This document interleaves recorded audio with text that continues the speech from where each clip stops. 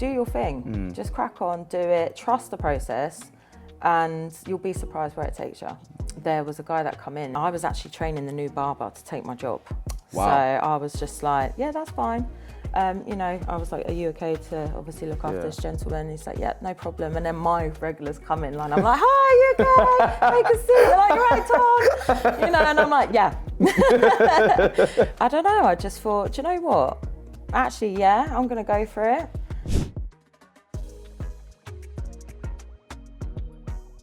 So, who are you and what do you do? It's like, what's your name and where you come from? Literally. Well, Silla. I'm Tonia. Yeah. And obviously I'm a barber. I've worked in education as well. Okay. So yeah, I was barber lecturer at MK College.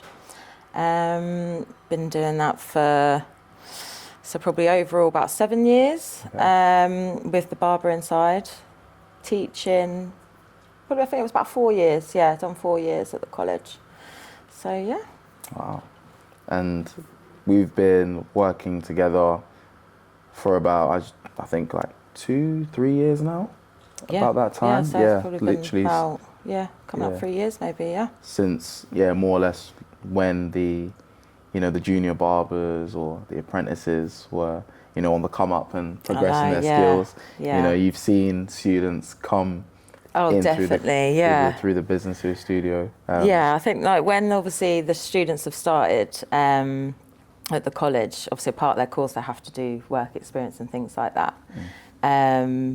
But yeah, I think obviously me building that communication with other barbers like yourself, networking with you guys to allow them to come in and see where they've started to where they are now is amazing. Yeah. And it's really hard in the industry for them to get that sort of experience. So yeah, to have like a barbershop like what you've got and what you've been doing from where you started to where you are now, and like to see how the learners are getting on, it's mad. Yeah, and as you said, from a teacher perspective as well, seeing that progression must be like really fulfilling. Oh, it is. It's so you, I mean, like when I see Jay Lee here, she was one of my first students. Wow. Okay. And to see where she is now, it's like every post I'm like, keep shining, girl. Like, you keep going. I was like, I adore you. Yeah. But she's learnt so much as well from like all the different places she's been to. Obviously, like with her hairdressing, her braiding, barbering. The competitions and stuff she's doing, the promoting and things like that as well for different brands. Like, it's crazy. I know. Yeah. It's so rewarding. Yeah. And I think someone like Jay, for example, seeing how, as you said, her progression in I would even say such a short space of time, like how she just peaked effortlessly, through that is, And she's like, there's never, like, you don't see any doubt. Yeah. She's like, this is what I'm going to do. Yeah. This is what I'm going to go for. Yeah. And it is rewarding to see. And it's inspiring to like the other learners and stuff as well. And that's why like, it was always important to kind of get the learners to come back into college and be like a guest speaker, talk about, how they started, where they are now, just to kind of trust the process and see like, this is what you can do. The same with Naz, he was one of my learners as well, like my first level 3 student. Wow. And he's just got that like patience and calm where he would be a really good teacher as well. And like I love his videos, like he's brilliant. He's just the way he just cracks on and talks about like what he's doing. And again, it's inspiring for everyone. But yeah, it's mad to see like all the learners and stuff, how like they were when I first met them to see where they are now. It's amazing. Wow. And so what got you into barbering in the first instance? So I've always kind of had an interest in hair. I actually did beauty when I left school. Okay. So complete different. So I'd done beauty therapy when I left school, and my plan was I always wanted to live abroad and travel and things like that. So I actually got offered a job to work on a cruise. And I was so excited, but I ended up staying. Okay. And then, life just was life in. So, you know, I ended up getting married, had children, things like that. And it was actually in the changes of my circumstances that I just thought, I want a career. I want to do something else, you know. And obviously I've got 2 boys, so I thought, why not barbering? Yeah. And I think I was probably about 30 or, just coming up 30. So I was a mature student. And I remember applying for the college that I taught at, which was really strange. They actually didn't have any spaces. I was thinking, oh no, I'm going to have to wait another year. But I was like, no, my confidence is now. I want to go now. You want it. Yeah, I need to do this now. 100%. Because I might change my mind. And then I got a call back to say, we've actually got a space, like if you still want it. So I was like, yeah. And I was a bit anxious because I thought, it's just going to be all school leavers. They're going to be so young. But it was a mixture of people. And I tell you what, the 2 years that I've done there, I think made me find myself again as a person. You know, it's like, because when obviously you're a parent and things like that, you kind of lose your own identity. Yeah. And I didn't really know what I wanted to do with it. I just thought I was just going to cut my boy's hair, maybe do a bit of mobile or something like that. But it opened so many different opportunities. Like I got to work in another salon where I could learn women's hair, like longer hair, colours, things like that. And it was so good.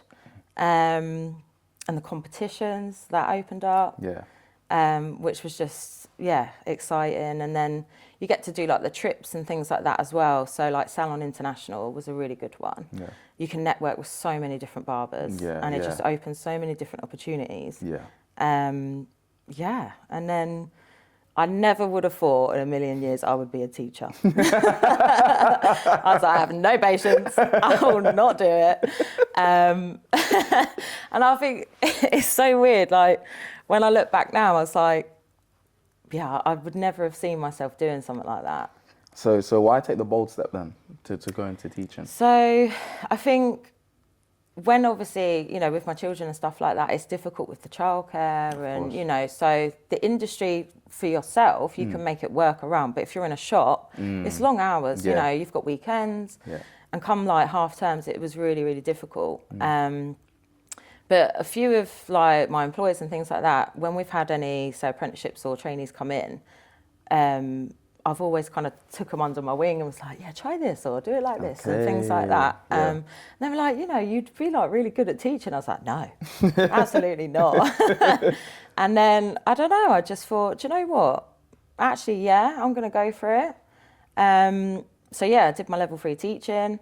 And then my tutor actually who taught me had said, you know, there's a role going, I'm actually going, like, do you want it? And I was like, well, I don't know about that, you know. But I was like, okay then. And I mean, don't get me wrong, like it was hard to find my feet at first, but once I kind of just dove straight in, cracked on, and the people I've met along the way, the students that I've helped, and to see where they are now, like it's so rewarding. It is. I mean, it's tough, don't get me wrong, of course. It's so rewarding. Wow. And seeing the students going through that process. What would you say are like some of the toughest challenges they face when they want to get started with barbering? It's their confidence. I think each year I've noticed it's probably got worse. Okay. Like especially with like anxiety and things like that. But it was, say like from past experience, you kind of notice what worked, what didn't work when they started. And I remember like obviously inductions, we'd just do loads of icebreakers, just get them straight in to know how, we've done like a speed dating thing, which was brilliant. Phil, who I used to work with, he come up with it and it was just so good.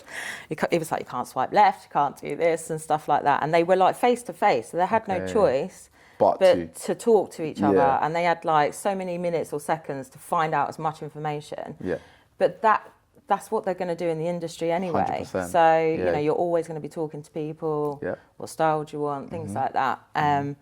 And by lunchtime, they were having lunch together. So it's, you know, it just breaks those barriers down to support them. But that was probably the hardest thing, was more their confidence. Okay. And confidence plays a part, as you're saying. So what do you see in students that they struggle with in terms of the actual ability to cut hair? So it's getting past that fear of, if they've never cut hair before, like even with clippers, they're like, I don't know how much hair that's going to take off. So they're very like cautious of what to do with the clippers. To a point where they're not even cutting the hair properly. They don't even want to put it to the head. You know, obviously they have blockheads and things like that, but it's a case of even just feeling the clippers, checking the shapes of, like, you know, the guards, the blades, things like that, and the shapes of the head. And I think that's why the theory side of it comes in as well, because it's important to just explain, this is what it achieves.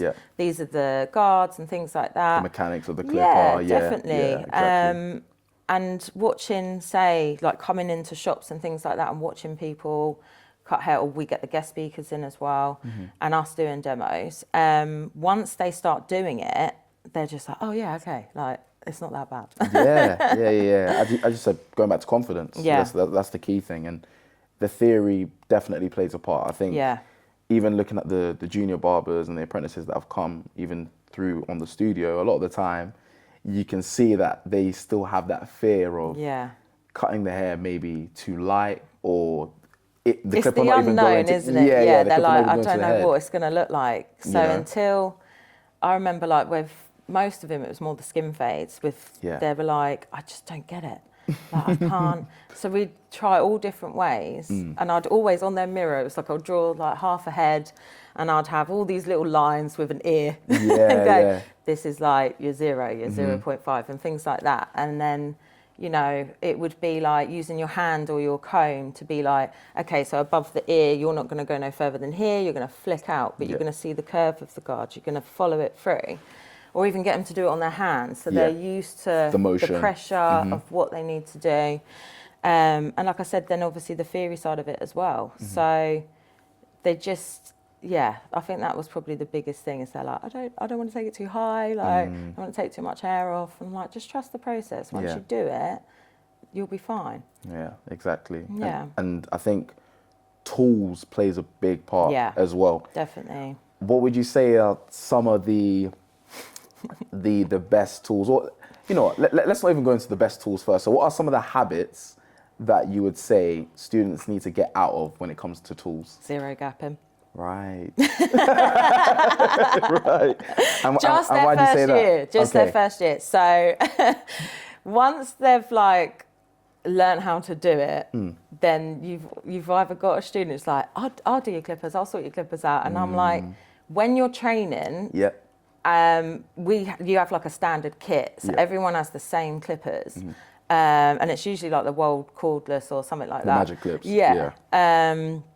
And then it was like, once they're zero gapped, if I was to go in and then say start them off with a guideline, and then they were to do it, it's different. So it's cutting too short, they lose their guidelines, and then it just confuses them, and they're just like what do I do? Then they have to take it higher. So it's when they're starting off, we always say, like, until you're confident and you know what you're doing, then invest in your tools, invest 100%. In your kit. So that's the only thing I would say is don't zero gap yet. Because I completely agree. I think younger barbers think that getting the most expensive clippers is going to make their work better. But it's about understanding, as you said, the foundation of what is the reason for zero gapping, for example. If you don't even understand that, then you shouldn't even be zero gapping your clippers. You should be looking at, okay, what is it that what system can we follow that, as you're saying, works with the majority? You know, if we're all using magic clips and they're not zero gapped, how are we gonna have a simple fading system that works for everyone, rather than, oh, let me just try and do it this way, this way, when you haven't even mastered the foundation? I completely agree. Because then I think then when, like, they've started out, they'll have all these different types of clippers. And it's like, oh, I can't blend that line out. Let me get my gum out. And then it's like, oh, wait, no, let me use my JRL. Yeah. And they're using those different things. And I'm like, but they're all different lengths. 100%. Like, it don't matter what you're doing. Once you've tampered with it and say like zero gapped it or anything like that, it's, do you know how much it's actually removing, say like lengthwise? Yeah. But yeah, that's the only thing I would say. Yeah. And blades plays a part as well. Yeah. Like the different types of blades. I think a lot of students don't actually understand the difference between each blade. Obviously you got, you know, your fade blade, your taper blade, your wedge blade, you know, and a lot of the time someone would just pick up a clipper thinking that's the best clipper, but let's say it's got a taper blade on it, it probably isn't going to take out that skin line. No. You know, because of the shape of the of the blade, you know? Yeah. Yeah, so that's like, it is really important, but I think a lot of them as well, like they're watching so many like TikTok videos and say like Instagram posts, things like that. And it's like, sometimes you've got to be realistic of like what it's like in industry. And I think sometimes as well, they kind of go, why can't I get it to look like this? Why can't I be like that? And I'm like, half of the time it's, you know, they're using fibres or something like that. It's been AI or anything. Enhanced, you know. in some way, shape or form, And even some of the learners who were getting their hair cut, they're like, I want my hair like this. And we're like, that's not impossible. That don't even exist. That is AI. Like ChatGPT's just created this whole style for you. Yeah. But you can't do that in real life. Yeah. No. So it's just about them kind of knowing what's realistic, what tools do what, kind of familiarising themselves with going, okay, just making sure that they're taking their time to kind of understand the background of everything that they're using. And I agree. I agree. I don't think they should jump the gun like that. No, they do like to run. And even with, back to what you said, like the haircuts of looking at things on TikTok and Instagram, I think students nowadays don't have enough educators. That's what I think. You know, when I was first learning, the people I was looking up to was like Dre Clipper Hands, 360 Jeezy, Faded Culture, Vic Blends, like all of these guys, and they all had similar systems.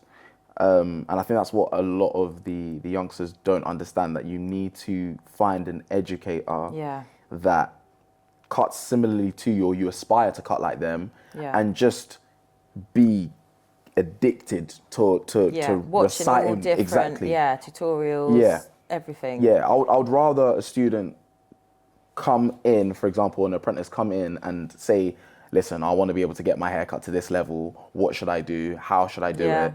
You know, and then we just give them a simple breakdown rather than them going on TikTok, watching, I don't know, someone that just went viral. But from lockdown trims. And you know, their standard of cutting hair isn't to a standard that is, you know, shop level, you know, where a customer is going to sit in the chair and be happy with, you know, the service that you've done. So I think that's one thing. I definitely agree with you. Like, they need to have the clear disparity of the two. You should know what is a good haircut, and you should know what is a bad haircut. You know, and I think that's one thing that I think a lot of students don't know, unfortunately. I think once obviously they're in it, and especially on a shop floor, it's so important that they're in the shop alongside, obviously, if they're at college or anything like that, because they're getting that experience all the time. Clients coming in with different hair type styles. That's when I think it kind of kicks in a bit more, going, oh, okay, this is how it really is. This, now I need to start educating myself a little bit more on my clippers, my tools, all things like that. So they do need that sort of kind of experience to step back a bit and go, right, okay, now I see what the point is. So how would you say Do It For The Art Studio has played a part in some of the students that you've taught? What are the reviews that they've had in regards to being here, or even being in the space in terms of work experience? So, when they've come in, they've always said, you know, it's always a good vibe. You've got the patience and the time to, even when you're busy with, say, working on your clients and things like that, you've always got the time to focus on the learners and things that when they've come in. And they've always said like, oh, I've learned this today, and they showed me like the videos. I'm like, post it, let's share it, get your work out there, get known. You know, and obviously they tag you, they tag the college or myself. And yeah, I think that's played a big part, is them having a safe space where they can come in, have the time they need to learn different things. If they've made a mistake, then again, they take the time to learn from it, reflect from it. And then again, they come in and they've got the 3 hours in their practical, so 3 days a week to go, I really want to perfect this. Like, can you help me with this? And then they just crack on. Wow. And obviously they've got us to support as well. But yeah, so that's probably the biggest review, is the patience and just the vibe that they get here as well. They enjoy it. Yeah, to be fair, as you said, a lot of the time I think our director, Charles Wanyang, literally the case where a lot of them, for example, like one of our senior barbers, Christian, he's like, I don't know how he does it. Like 1 minute he's cutting a client in the chair, next minute, like it's like he's got eyes at the back of his head. He can see someone struggling with something, and then he quickly go and, you know, either give a bit of advice or a tip, or even mend it slightly and then let them take over the rest. You know, so at least it's almost like you're constantly guiding them. That's when you know you've got a good mentor though as well. Yeah, exactly. It's like even with at the college, where the layout of all the mirrors and stuff, it didn't matter where I was, it would be like, you'll be able to see. I can see you. Yeah, 100%. Like, okay. Or, you know, it's like, Tonia. But it, you know, at least they've got that time where they've got their tutors to kind of take the time to work and fix anything that they need fixing, or learning new skills or anything like that. But it's good that they get to come here and get that shop floor experience. They meet different clients. They've got different barbers, different techniques. Learn about different tools as well. It's really, really good for them. I think they definitely see the benefits of it. And I think, going back to what you said at the very start, the confidence aspect, I think a lot of them have gained a lot of confidence being in a shop floor environment, and, as you say, in learning new techniques. It's something that I think they probably take back to college. And sometimes when we're looking at, like, when they're posting their work, we're like, okay, something's changed here. Like, something's changed here. So it means, we're doing a good thing. I think that's the main thing. I think giving them that safe space to continue to thrive. And like seeing those competitions, even like the Barber Bash that we had, that was awesome. Internally, which was really good, having you as a judge as well, and seeing that. What would you say are like some of the things that you see within students or prospects that makes them successful in the future? Because the Barber Bash was obviously one element where you had so much talent, and obviously you've been in the college as well and seen prospects that have went on to big things. So where would you say is the similarity between the two? What are the key things that you see a future prospect being successful? I don't know really. I think like when obviously they start, they're all different people, and it's just kind of, you know, finding out what they like, what they don't like, and what their aspirations are. What is it? What's their end goal? Like, what do they want from us? Because that's our job really. It's just to help them achieve it. But I don't know. Like, similarity wise, I would say a lot of the time it's kind of, they watch, say, the TikToks and things like that, and they're thinking, this is who I want to be. But then once they get, say, in a shop, or they've met certain people along the way, it completely changes. And most of them are like, I want to run my own business. I want my own shop. So I'd say that's probably the only similar thing between them all, is they all want the same thing. And then you've got some that are like, I want to be different. I don't want to be like that. I want to be an all-rounder. I want to be able to do everything. And they're the ones who put the time in and work really hard.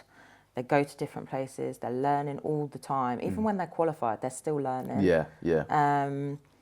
Even I do. Like, you know, I'm still like, I want to learn this, or I want to try this. I want to try something new. So yeah, I mean, there's some that obviously are similar, but there's still, you've got a few who are like completely different. Yeah, and I think everyone's eye for detail is so different. Yeah. Like some have it straight away, and some it takes them more reps to be able to catch it. And as you said, everyone's skill set is different. Yeah. And seeing that at the college and seeing the students that have come in even as apprentices, seeing how they were before, and almost like molding and tweaking their systems. Yeah. You can see that they've just improved drastically. I don't know how. I don't know how, but I've seen it to be that way. Like some of the workload I see and some of the improvement I see, I'm just like, different. It's mad, Yeah, different.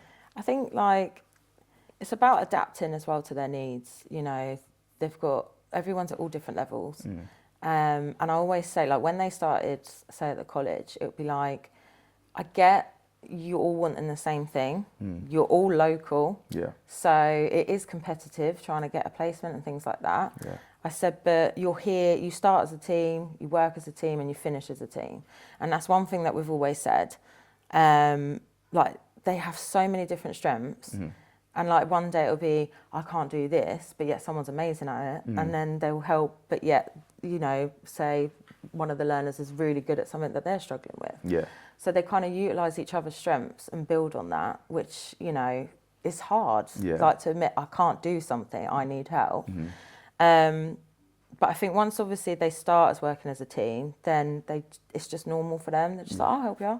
You know, come over, like, let me show you this, or I've learnt this, do you want to try that? Wow. So it's really good to see them all connecting and working together as a team to help them all succeed. Progress. Yeah. Wow. Yeah. Bless them. Yeah, honestly. Sometimes, me and them just be looking and we're just like, wow, man. I know. Like the way they've changed. Watching your children grow. Yeah, like the progression's just crazy. Like seeing them from when they first came, as I said, like 5 months on, 6 months on, as you said, completely different people now. Like completely different. And yeah, I think it's a true blessing, honestly. Yeah. Even with the apprenticeship scheme now that we have. I know. That's thanks to the help of you, though. At the end of the day, you put us in contact with the college, and we were able to make that happen.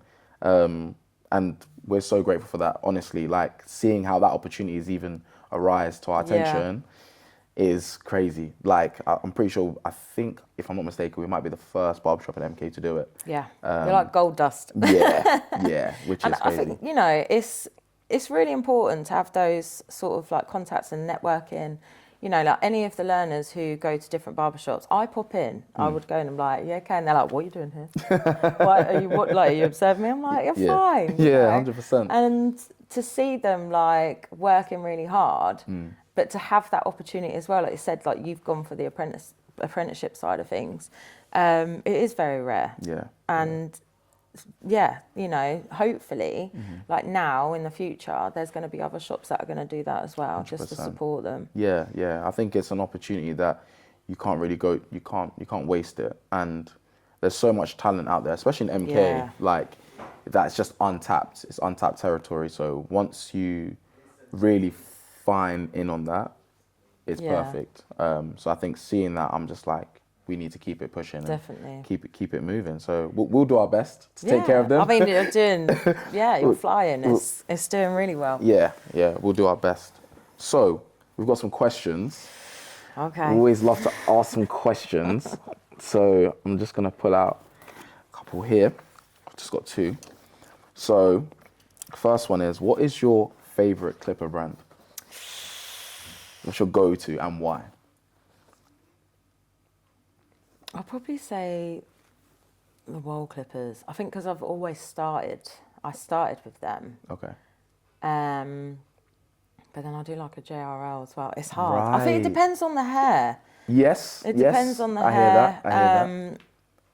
Like even when I had the BARBERS, they're so heavy, but I like the fades on like certain hair types as well. Gammas are quite nice as well because they're light. So, I love me some Star Puffs, honestly. Love me a gamma. I do like the lighter ones as well because you just fly through the hair. It's like it's so quick and easy. But I always do go back to my walls. It's okay. I don't know. Are we being specific here? What specific model are we talking though with the wall clipper? Usually my Magics, Okay. But then again, I then go back. It depends. I'd probably say I usually, for most hair types, I'll start with my Magics. Okay. But again, it depends, like what client I've got. You know, if they've got a lot of hair, things like that, then I'll usually use the BARBERS. But I do like the Gammas, Yeah, the Gammas are serious. Yeah. I've been a fan. I started off with a Wool as well, Wool Senior. Loved them. And then I went to BARBERS to try it out, and I was like, it's all right. Changed the blade. They look nice and that stuff. Yeah, like I got the gold effects. I was like, you know, it's different. And then got introduced to the Gammas, the Starcraft, and I was like, range is wild. Insane, like insane. Yeah. Insane. Like I got the Rebels, and I was basically like, what? These are basically the lighter version of the Seniors. Yeah. I was like, the Rebels are nice. Yeah, proper. So, yeah, I think, I think probably Gammas, yeah. Yeah. So your favourite's Wool? Is that what you're going for? Yeah, I've got to stick to one. I'm going to be true to one. I don't blame you. I don't blame you. Yeah, I'll probably say Wool. We've got another one. So what is your favourite hair type to cut? Ooh. I'll probably say type 2 hair. So not too shaded light, but wavy. I like a restyle. I love a restyle. Okay. I like getting the before and after. Sometimes I just end up with the befores because, you know, when you're so you're so into it, you even forget. I'm like, damn it. I go through my camera roll and I'm like, I've got all these like befores of like loads of hair. Yeah. And I forget to get the afters, but I love a restyle. Yeah. Yeah. Okay. So when you're restyling the hair, what's also your favourite hairstyle that you're restyling to? Something more creative. So I do like a burst fade, like a mullet type, more texture. Yeah. I love a textured haircut. Okay. Yeah, something that's got more movement to it, get all the products in there. I love it. Yeah. Yeah, something that's more creative. Ooh, okay. Yeah. Cool. Okay, let me pick up one more. Let's see what I've got here. Last one. So, this is such a good one. This is such a good one. Be kind. That's a good one. So, what is your favourite process when cutting hair? Probably the sectioning and cutting after my scissors, yeah. Okay. I like the finer details. Yeah. Yeah, I'd probably say that's probably my longest bit. Yeah. I'm there with like my comb, getting it nice and straight, all the different sections, and then keeping the tension. You know, I'd say that is probably my go-to process. Yeah. Starting out what I want to create, setting all your guidelines in, and then it just kind of flows from there. Okay. Yeah. Yeah. And as you said, you like a creative hairstyle, so I'm presuming that's probably, again, a mullet, burst fade. Tapers, you a fan of tapers? I don't mind the tapers. I get a lot of Edgar's. Edgar cuts. Yeah. Again, but that's like, it's actually quite easy to be fair, because you do the taper, it's more disconnected. Yeah. And again, it's texture, which I like. It's a lot of texture on Edgar, yeah. But I think it's the habit of trying not to blend it. Yeah. When you're trying to do a disconnected cut, you're so used to just, say, clipper over comb or scissor over comb, like to blend in the sides in with your taper. Yeah. But yeah, I must admit, I do quite enjoy doing the tapers on an Edgar. Right. Right. I'm not complaining. I think Edgars are wavy, personally. I get a couple Edgars here and there. Yeah. As you said, heavy on texture. Yeah. I think a couple of the guys even get some as well, so it's not too bad. Two things just before we end things. Number one, what could you advise people that want to be in the same position as you and the things to look out for, especially as a woman in the industry? What are some of the challenges you face that you could encourage them to go ahead and tackle? When obviously if they're starting out, being in a shop, you still get clients who are like, no, I don't want her, I want him. I remember I had it before. the last barbershop I worked in before I'd done my teaching, there was a guy that come in and he said that to me. Okay. I was actually training the new barber to take my job. Wow. So I was just like, yeah, that's fine. You know, I was like, are you okay to obviously look after this gentleman? He's like, yeah, no problem. And then my regulars come in line. I'm like, hi, you okay? Take a seat. They're like, you're right, Tom. You know, and I'm like, yeah. But I think it's just don't let people get to you. Yeah. Don't let them get into your head.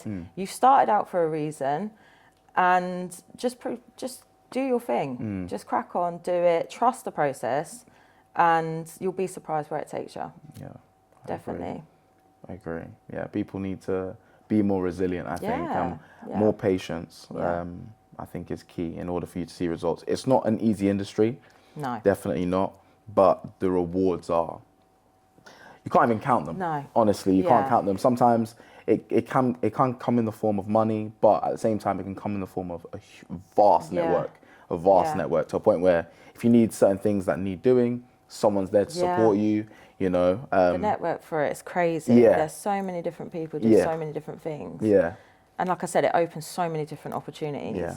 You know, when I think of the aspirations of some of the barbers are like, yeah, I just think I'll just do mobile or 9 till 5. I mean, that's what I thought I was going to do. Yeah. And then, it's, you know, complete diversion, literally on a different podcast, teaching. Yeah, the whole lot, you know. So, and it's been worth it, definitely. I can tell that definitely the youngsters have definitely looked up to you. They see you as an inspiration. They're very grateful. You can tell, definitely, you know. A lot of them were upset when I think... I know. Oh, that was a sad day. Yeah. I cried so much. Oh, wow. Yeah. They didn't like me that day. They were like, why are you going? I was like, I'm sorry. Yeah. I was like, but I said, you know, I still want to be a part of the journey. 100%. So tag me in your videos, let me share them. And to see where they are now, it's so rewarding. Yeah. And I get to go back and watch their end of year show, which is really good. And that's my favourite time of year. Yeah.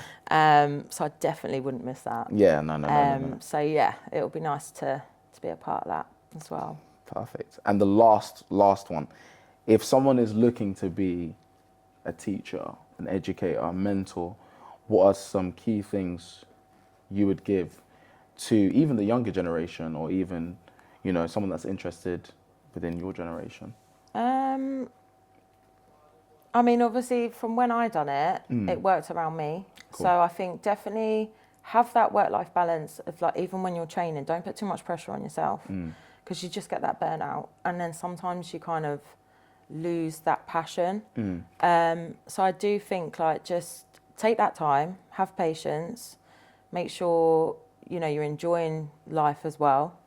But yeah, I mean, you do have to obviously put the work in if it's something that you want to do. 100%. You definitely have to put the work in, but it's only going to be temporary. And then you'll see, like, I'm glad I put the work in. But definitely just take your time, be more patient. Yeah. Definitely. Well, thank you so much. Thank you. For being on the podcast. Yeah. It's been your boy, Nathan and Tonia. I do it for the Art Studio. See you guys later. See you later.